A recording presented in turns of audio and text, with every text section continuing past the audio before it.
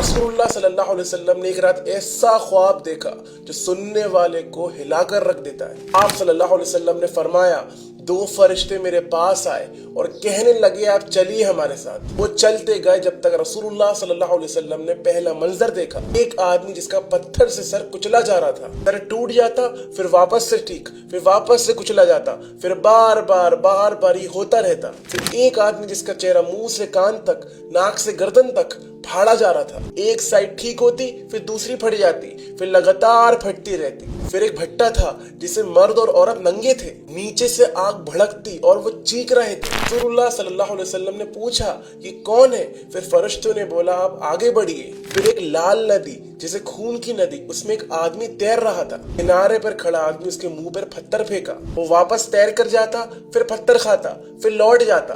फिर एक शख्स बहुत ही डरावना आग के आसपास भागता घूम रहा था। रसूलुल्लाह सल्लल्लाहु अलैहि वसल्लम ने पूछा, ये कौन है? जवाब मिला, आप आगे बढ़िए। आखिर वो एक शहर तक पहुंचे जो सोने और चांदी का था। वहां लोगों के चेहरे आधे खूबसूरत थे, आधे बदसूरत थे। वो दूध की नदी में घुसे, फिर निकले तो उनका पूरा चेहरा खूबसूरत हो गया। फिर फरिश्तों ने इन सारी चीजों के बारे में तशरीह की। जिसका सर कुचला जा रहा था वो नमाज छोड़ता था, नमाज से वक्त सोता था, कुरान तो जानता था मगर उस पर अमल नहीं करता था।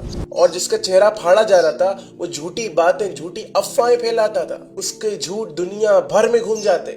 और जो भट्टे में लोग थे वो जिना करने वाले मर्द और औरत थे। और जो पत्थर खा रहा था, पत्थर निगल रहा था, वो रिबा यानी सूद खाने वाला था। और वो आग के पास दौड़ता हुआ शख्स मलिक यानी जहन्नुम का दरोगा। आधे अच्छे आधे बुरे चेहरे वाले, उनके अमल मिक्स है, मतलब नेकी भी और बुराई भी।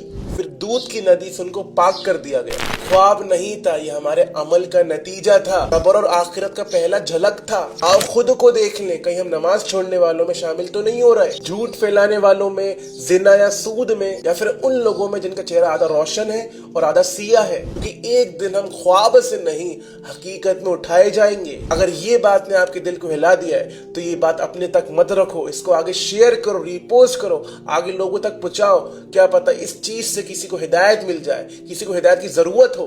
बारकल्लाहु फीकुम।